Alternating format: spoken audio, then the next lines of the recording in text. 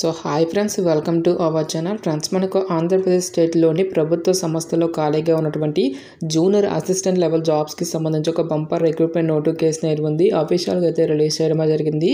ఈ యొక్క పోస్ట్కి చేరగానే మనకి దాదాపుగా 40,000కి పైగానే మనకి శాలరీ అనేది రావడం జరుగుతుంది.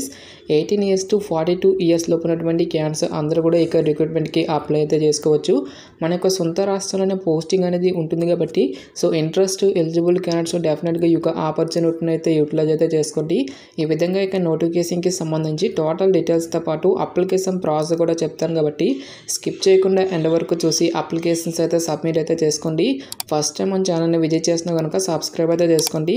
అదేవిధంగా పక్కనే వచ్చే బెల్ ఐకాన్ కూడా యాక్టివేట్ చేసి పెట్టుకోండి. ఫ్రెండ్స్, మీరు ఇచ్చేటువంటి లైక్స్ అలా ఎంకరేజింగ్ అండ్ మోటివేషన్గా ఉంటాయి కాబట్టి సో ప్రతి ఒక్కరు కూడా వీడియోని లైక్ చేసి మీ ఫ్రెండ్స్ అండ్ ఫ్యామిలీ మెంబర్స్కి అయితే షేర్ చేయండి. ఫ్రెండ్స్, డిస్క్రిప్షన్లో WhatsApp and Telegram channel link అనేది ఇవ్వడమే జరిగింది. సో ఇంకెవరైనా జాయిన్ అవ్వట్లేదు కనుక జాయిన్ అయితే అవ్వండి. ఫ్రెండ్స్, ఈ యొక్క పోస్ట్లకి సంబంధించి ఇంపార్టెంట్ డేట్స్ విషయానికి వచ్చేదే కనుక ఆల్రెడీ మనకి January 12th నుంచి కూడా అప్లికేషన్ ప్రాసెస్ అనేది స్టార్ట్ కావడం జరిగింది. అప్లై చేసుకోవడానికి సంబంధించి లాస్ట్ డేట్ విషయానికి వచ్చేదే కనుక February 1st వరకు కూడా అప్లికేషన్స్ అనేవి ఆన్లైన్లో సబ్మిట్ చేసుకోవాల్సి అయితే ఉంటుంది. గాయస్, మనకి ఈ యొక్క నోటిఫికేషన్ ద్వారా జూనియర్ అసిస్టెంట్ అనేటువంటి యొక్క ఉద్యోగాలను అయితే రిక్రూట్మెంట్ అయితే చేయడం జరుగుతుంది. టోటల్గా మనకి 20 వేకెన్సీస్ ఈ యొక్క నోటిఫికేషన్ అనేటువంటి రిలీజ్ చేయడం జరిగింది. గైస్, ఏ కేటగిరీ వరకు ఎన్ని వేకెన్సీ అనేవి కేటాయించాలనే డీటెయిల్స్ కూడా మనకి ఇక్కడ నోటిఫికేషన్లో క్లియర్గా మెన్షన్ చేయడం జరిగింది.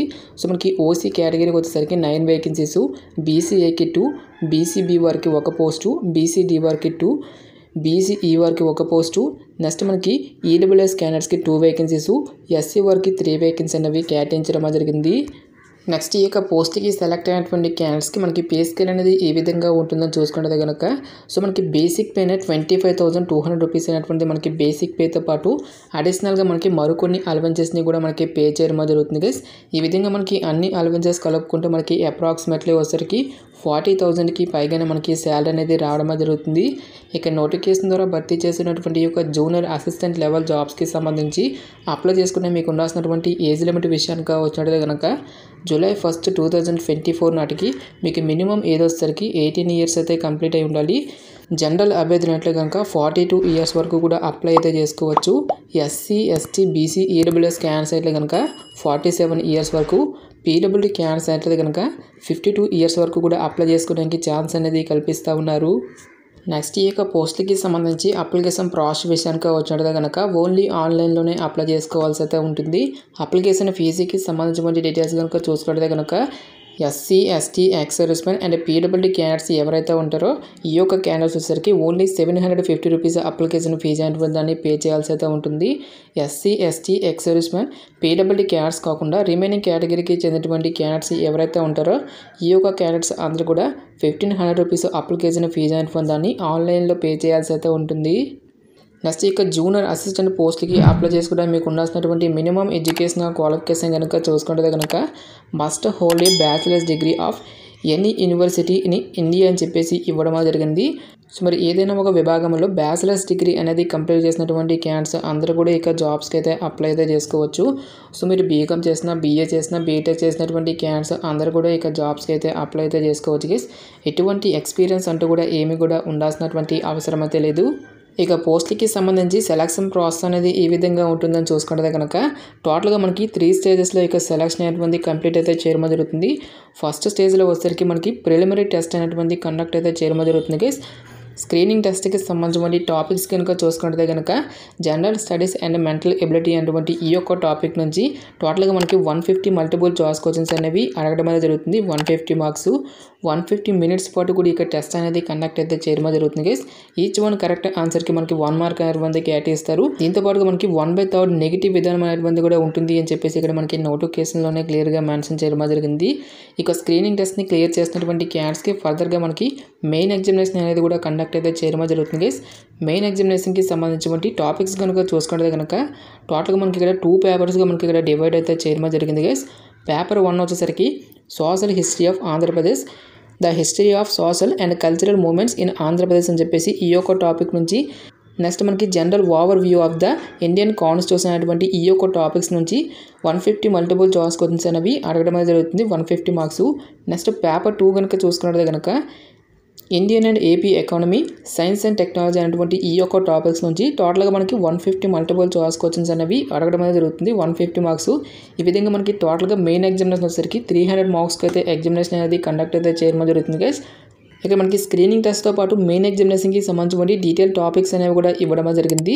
సో ఏ టాపిక్స్ నుంచి ఎన్నెన్ని క్వశ్చన్స్ అనేవి వస్తాయని చెప్పేసి ఇక్కడ మనకి సబ్ టాపిక్స్తో పాటు మనకి ఇక్కడ డీటెయిల్ సిలబస్ ప్యాటర్న్ అనేటువంటిది నోటిఫికేషన్లో క్లియర్గా ఇవ్వడం జరిగింది. ఇక నోటిఫికేషన్ లింక్ అనేది డైరెక్ట్గా డిస్క్రిప్షన్లోను కామెంట్ సెక్షన్లో అయితే మెన్షన్ అయితే చేస్తాను గైస్. ఇక నోటిఫికేషన్ అనేది డౌన్లోడ్ చేసుకుని ఇక డీటెయిల్స్ అన్నిటిని కూడా ఒకసారి చెక్అవుట్ అయితే చేయండి. ఇక మెయిన్ ఎగ్జామినేషన్ని క్లియర్ చేసినటువంటి క్యాండిడేట్స్కి ఫైనల్గా మనకి కంప్యూటర్ ప్రొఫిషియన్సీ టెస్ట్ అనేది కూడా కండక్ట్ అయితే చేయడం జరుగుతుంది. ఈ యొక్క టెస్ట్ వచ్చేసరికి టోటల్గా మనకి 100 మార్క్స్కి అయితే ఉంటుంది గైస్. 60 మినిట్స్ పాటు కూడా మనకి ఇక టెస్ట్ అనేది కండక్ట్ అయితే చేయడం జరుగుతుంది. సో టాపిక్స్ కనుక చూసుకుంటే కనుక proficiency in the office automation with usage of computers and associated software అనేటువంటి ఈ యొక్క టాపిక్ నుంచి రిలేటెడ్గా మనకి క్వశ్చన్స్ అనేవి అడగడం అనేది జరుగుతుంది. ఇక్కడ మనకి మినిమం క్వాలిఫై మార్క్స్ అనేవి కూడా ఇవ్వడం జరిగింది గైస్. ఎస్సీ ఎస్టీ పీహెచ్ క్యాండిడేట్స్లో కనుక 30 మార్క్స్, బీసీ క్యాండిడేట్స్లో కనుక 35 మార్క్స్, ఓసీ క్యాండిడేట్స్లో కనుక 40 మార్క్స్ అనేవి తెచ్చుకోవాల్సి అయితే ఉంటుంది. ఇక కంప్యూటర్ ప్రొఫిషియన్సీ టెస్ట్కి సంబంధించి డీటెయిల్ సిలబస్ అనేటువంటి కూడా మనకి ఇక్కడ నోటిఫికేషన్లోనే క్లియర్గా ఇవ్వడం జరిగింది. ఈ యొక్క కంప్యూటర్ ప్రొఫిషియన్సీ టెస్ట్ని క్లియర్ చేసినటువంటి క్యాండిడేట్స్కి డైరెక్ట్గా మనకి డాక్యుమెంట్ వెరిఫికేషన్ అనేది చేసి ఇక వేకెన్సీస్కి సెలక్షన్ అనేటువంటి కంప్లీట్ అయితే చేయడం జరుగుతుంది. ఎగ్జామినేషన్ సెంటర్స్కి సంబంధించిన డీటెయిల్స్ అంటే మనకి ఇక్కడ నోటిఫికేషన్లో అయితే మెన్షన్ అయితే చేయలేదు గైస్. మనకు సొంత రాష్ట్రంలోనే మనకి కండక్ట్ చేసేటువంటి ఛాన్స్ అనేది కూడా ఉంటుంది కాబట్టి సో ఇంట్రెస్ట్ ఎలిజిబుల్ క్యాండిడేట్స్ డెఫినెట్గా ఈ యొక్క ఆపర్చునిటీని అయితే యూటిలైజ్ అయితే చేసుకోండి. నెక్స్ట్ ఈ యొక్క పోస్ట్కి సంబంధించి అప్లికేషన్ ప్రాసెస్ విషయానికి వచ్చినట్టు కనుక ఓన్లీ ఆన్లైన్లోనే అప్లై చేసుకోవాల్సి అయితే ఉంటుంది. ఇక అప్లై లింక్ అనేది డైరెక్ట్గా డిస్క్రిప్షన్లోనూ కామెంట్ సెక్షన్ అయితే మెన్షన్ అయితే చేస్తాను గైస్. ఇక అప్లై లింక్ మీద క్లిక్ చేసిన తర్వాత ఇంటర్ఫేస్ అనేది ఈ విధంగా రావడం జరుగుతుంది. ఓన్లీ మనకి ల్యాప్టాప్లో కానీ లేదంటే డెస్క్టాప్లో మాత్రమే ఒక సైట్ అనేది మనకి ఓపెన్ కావడం అనేది జరుగుతుంది గైస్. మొబైల్లో కనుక ఓపెన్ అవుతుంది కానీ మనకి అప్లై చేసుకోవడానికి ఛాన్స్ అనేది లేదు. టోటల్గా మనకి ఇక్కడ 4 స్టెప్స్ అనేవి ఇవ్వడం జరిగింది. ఈ యొక్క 4 స్టెప్స్ని ఫాలో అవుతూ అప్లికేషన్స్ అనేవి సబ్మిషన్ అయితే చేసుకోవాల్సి అయితే ఉంటుంది. స్టెప్ 1లో వచ్చేసరికి మనకి రిజిస్ట్రేషన్తో పాటు అప్లికేషన్ ఫీజు అనేది మనం పే చేయాల్సి అయితే ఉంటుంది. నెక్స్ట్ స్టెప్ 2లో వచ్చేసరికి పేమెంట్కి సంబంధించిన స్టేటస్ అనేది చెక్ చేసుకొని స్టెప్ 3లో వచ్చేసరికి అప్లికేషన్ ఫామ్ అనేది మనం ఫిల్ చేయాల్సి అయితే ఉంటుంది. ఈ విధంగా ఫిల్ చేసినటువంటి ఈ యొక్క అప్లికేషన్ ఫామ్ అనేది మనం ప్రింట్అవుట్ అయితే తీసుకొని ఈ విధంగా మనం ఈ యొక్క రిక్రూట్మెంట్కి అప్లై చేసుకోవాల్సి అయితే ఉంటుంది. గాయస్ మనకి ఇక నోటిఫికేషన్ వచ్చేసరికి doctor YSR university of health sciences at Vijayawada నుంచి అఫీషియల్గా రిలీజ్ అయినటువంటి యొక్క జూనియర్ అసిస్టెంట్ పోస్ట్లకి సంబంధించిన notification details interest eligible candidates డెఫినెట్గా అప్లై అయితే చేసుకోండి. ఇక పోస్ట్లకి సెలెక్ట్ అయినటువంటి క్యాండిడేట్స్కి మన యొక్క సొంత రాష్ట్రంలోనే మనకి పోస్టింగ్ అనేది కూడా ఉంటుంది కాబట్టి ఎలిజిబిలిటీ ఉన్నటువంటి ప్రతి ఒక్క క్యాండిడేట్ కూడా ఈ యొక్క ఆపర్చునిటీని అయితే యూటిలైజ్ అయితే చేసుకోండి. ఇక పోస్ట్లకి సంబంధించినటువంటి లింక్స్ అన్నింటినీ కూడా వీడియో డిస్క్రిప్షన్లోను కామెంట్ సెక్షన్లో అయితే మెన్షన్ అయితే చేస్తాను గైస్. ఇంకా ఇక నోటిఫికేషన్కి సంబంధించి మీకు ఎటువంటి డౌట్స్ వచ్చినా సరే నాకు కామెంట్ సెక్షన్లో కామెంట్ అయితే చేయండి. ఇటువంటి మరిన్ని జాబ్ అప్డేట్స్ కోసం మన ఛానల్ని సబ్స్క్రైబ్ చేసుకుని బెల్ ఐకాన్ కూడా యాక్టివేట్ చేసి పెట్టుకోండి. సో ఇది ఫ్రెండ్స్ ఇవాటి వీడియో. రేపు మరొక మంచి అప్డేట్తో మళ్ళీ మీ ముందుకు రావడమే జరుగుతుంది. Thanks for watching. Have a nice day.